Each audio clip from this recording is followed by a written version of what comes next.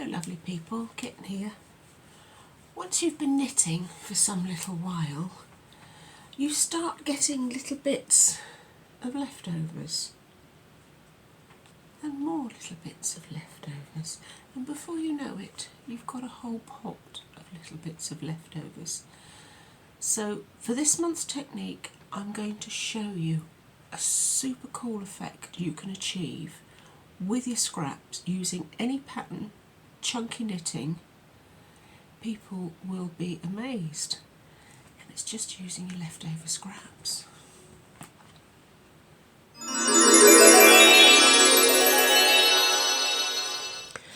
This is probably one of the simplest but most effective tricks I have up my sleeve. It's really great for using up all these weird bits and getting such a clever effect that nobody will know how you've done it. You want to hold two strands of double knitting together. We are looping and we are starting off just as we always do. Oops, now there you go. There's a thing, you've got to make sure you keep both your loops together, not paying attention. Tired, not paying attention.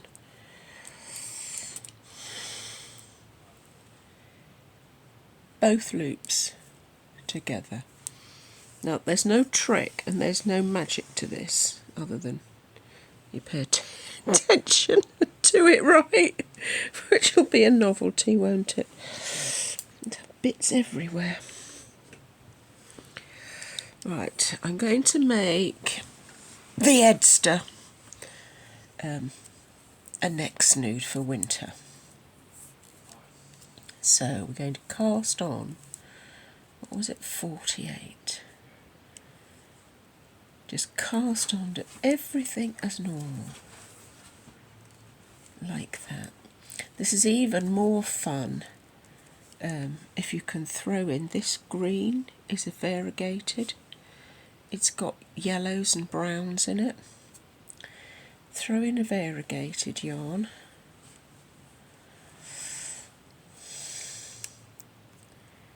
Just keep casting on. The only advice colour-wise I would give you, everything will mix with everything. Don't mix 100% wool in with acrylics. You could get away with a 20% wool, 80% acrylic. It's not the best idea. If you're making something like a blanket or something for the dog, it will be fine. If you're making something for yourself, it will behave slightly differently and spoil your effect. You could do this to any chunky pattern. It's something I do a lot with my dog wear. Obviously, Posh Dog is full of bright, happy colours. We're just working the two together like that. The first row, when you go back to count them, you will have to concentrate to count them to make sure you count that as one, not two. If you spread them out, you will see they do sit together in their little sections. So we're just going to cast on. Did I say 48 or 46?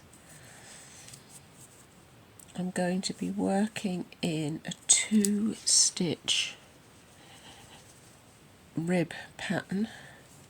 See, that colour's changed again. That makes it so much fun. So here we go. Really shouldn't need one much deeper than that, I don't think. What's that? So it doesn't really matter. I mean, if you want to make a dog, this is just a ring of knitting to go round his neck in the winter. Make to fit the size of your dog.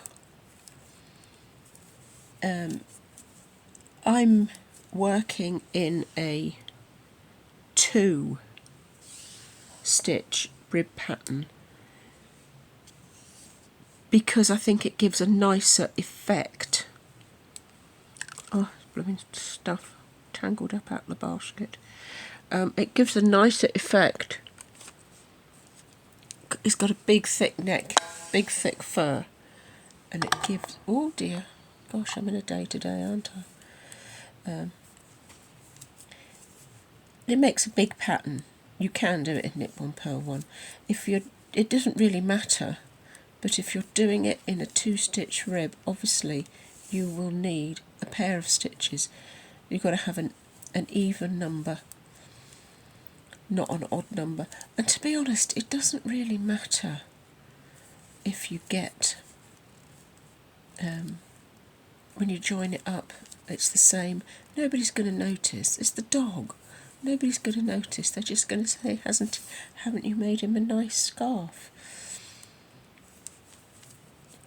So normally I count along in stitches and count them in 2s, but I'm not going to count this in 2s because I think that'll get too confusing.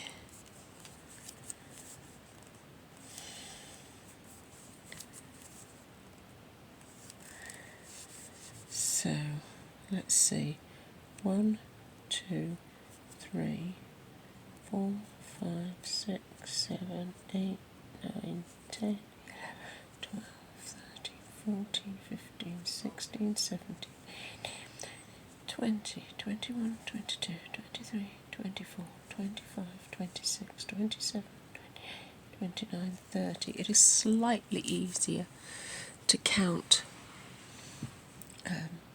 pairs of different colour stitches than it is pairs of one colour. 30, 31, 32, 33, 34, 35, 36, 37, 38, 39, 40, 41, 42, 43, 44. See, that wasn't a bad guess. You get used to it, actually. You get used to knowing roughly what it looks like cast on and how far it's going to be, and the needle. I'm very rarely more than a few stitches out. 46.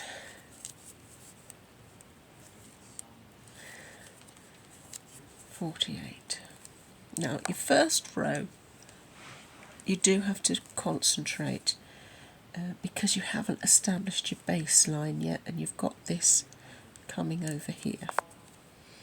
So there's just keep your yarn in your fingers like you normally do. If your fingers get tired, move it up. We're going to knit 2, put it through both loops, bring both loops round, knit. We're going to go forward. We're going to go 1, 2, take it back, 1, 2, bring it forward, 1, 2. I had a couple of comments that you wanted more chat, more work. You actually wanted to see the work, you wanted to see what was going on. So this is me plodding along doing this. As to colour choice, the only thing I would say is stick with a colour theme, as in, if you're going to go pastels or pale, stick with any of that hue. Don't suddenly stick a neon in the middle of it or a navy, because that's going to stick out like a sore thumb. If you're going to go all wild random, go all wild random and make a conscious effort to mix your neons and your pastels and your darks. Other than that, if it's, so you can see the things coming, stick with your pales or your brights or your darks, and you will get a cohesive colour palette. It's more about colour families when you're doing stuff like this than actually what shade the colour is. It's all about the tones. This is coming from my art background. It's all about getting the right vibes to go together. I like bright, happy colours. I save all my scraps in my little pot till I've got enough to work with. If it's more than sort of a few feet long, it's workable. You can always save the smaller bits to stuff. If you want to get down to 0, make sure you use all your ball. Then you can always use your tiny little short tails to do your stuffing with as well. Tuck them in with your stuffing. You see how it sits together on the needle. This is 6mm needles, 2 strands of double knitting. It makes your chunky weight. That is just what it does. So then we can look and see what we need to do. You can see your pattern starting to form. We want 2 knit, we want 2 purl. I'm nearly at the end of this one. 1, 2, 1, 2, 1, 2. Use all your yarn, but don't push your luck.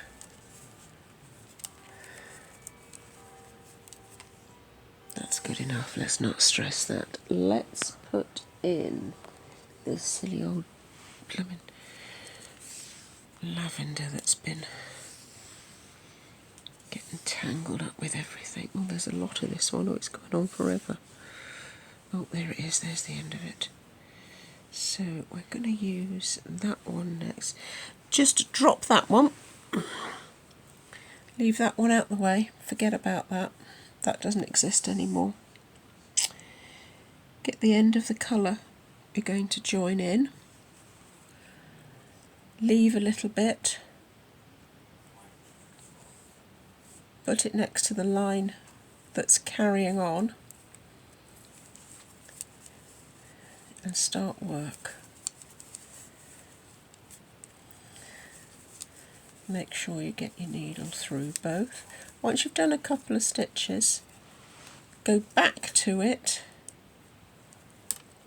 just tie a single knot in it, fairly tight. When you've finished, you're going to want to sew in those tails through. I won't tell a lie, sewing in the tails for this sort of work is a bit of a faff. And there's your knit. See how it starts to sit in the pattern that you're used to? And if it wasn't that it wasn't wild colours, you wouldn't know that this is what you've done. You can make up any yarn. Oh, I've dropped, now look, there's a beautiful example. I've missed that one, but you can see how it's down there. Can you see that? Just slip the needle in. Pick up both stitches.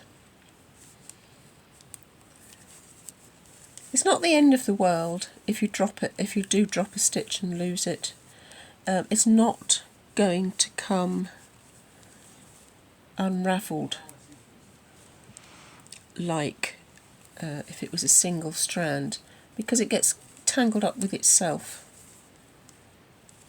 You could always go back and put a stitch if you needed to, but it's not the end of the world, so don't worry about it. 2, to, and you just keep going. You can make up any weight yarn like this. I don't know if any of you've seen my the berry pattern. I think it was beginning of last year. I did a French berry. If you want any of the previous year's patterns, they go onto Kindle for sale. They do eventually appear in the shop, but you get if you're on the email list, you get the free pattern because you're on the email list, and then it goes into Kindle, download on Amazon, and eventually, when I think about it, and at the sometime at the end of the year or the next year or whatever, they usually end up in the shop on the website as well. But anyway, that says I did a French berry pattern. Worked in Super Chunky, and for one of the test trials of it, I did this with 4 strands. Yeah, 4 strands together. It's fine. You have to keep stroking it to make sure, if you've got 4 strands, you need to make sure they're all flat and work together. But you can see there's no magic. I'm not doing anything with the yarn other than holding it in my hands. And it's working out how we used to. That's the knit. It's working out to look how we're used to it looking. But you can see the colours starting to come to life. Oh, we're nearly out of another one here. I'll tell you what, I'll just do this little tail end of it, and that'll probably do us, won't it? So you just go along. What colour do we fancy next? Should we do a pink? Do you think you'd like a pink? You want a pink Eddie Bear? I'll say hello to the people. He's really loving all these extra walks, I tell you. He didn't like getting a bath the other day. I don't know if you saw, we gave him a bath, but he's loving all his extra walks. 1, 2. That's good enough. That's good enough to leave. Let's find a bit of pink. There we go. Where's the end of this one? Gosh, this is going on a bit. What's this going on a bit? If I was organised and with it, I'd have got all my colours lined up beforehand. No, I don't do things like that. I just start. But line that one against that one. Pick your 2 up together. The next one's going to be wandering off today, don't I? I think I must have my tablet back to front. I've been promised somebody's going to give me a video camera to try, but it doesn't seem to appear. So once you've done a few stitches, come back,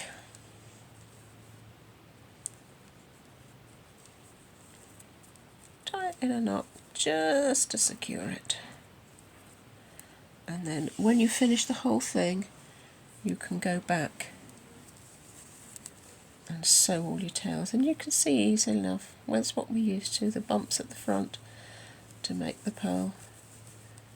And this will work with any pattern. I mean, just because I just thought, oh, I'll do Eddie a scarf because that's quick and easy, something I don't like.